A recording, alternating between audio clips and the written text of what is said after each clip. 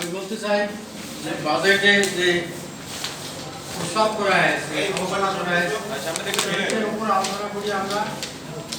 আমাদের শ্রমিকদের সঙ্গে আলোচনা না করেই বা ইয়ে করেই বাজেট ঘোষণা করছে, তাতে আমরা যেমন একদিকে যেমন ধন্যবাদ জানাই সরকারকে, মাননীয় প্রধানমন্ত্রী রাজস্ব বলেছেন, সেই সাথে আমাদের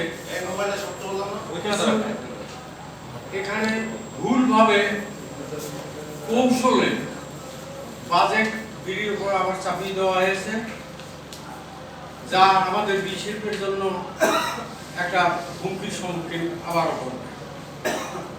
যদিও একদিকে আমরা দেখতেছি বাজেটে ট্যাক্স একদিকে কমছে, আরেকদিকে বাড়াইছে, সিগারেটের ওপর সেরকম বাড়ায় নেন, কত চালাকি করিয়া বাজেট করা হয়েছে। যদিও বাজেট আমরা ধন্যবাদও জানাইতে চাই, সেই সাথে এটাকে নিয়ে আরো আলোচনা করা উচিত এবং আমাদের শ্রমিক বান্ধব, যেটা শ্রমিককে বাঁচার স্বার্থে, শিল্প রক্ষার স্বার্থে যা করার দরকার আমাদের সঙ্গে বসারও দরকার আছে।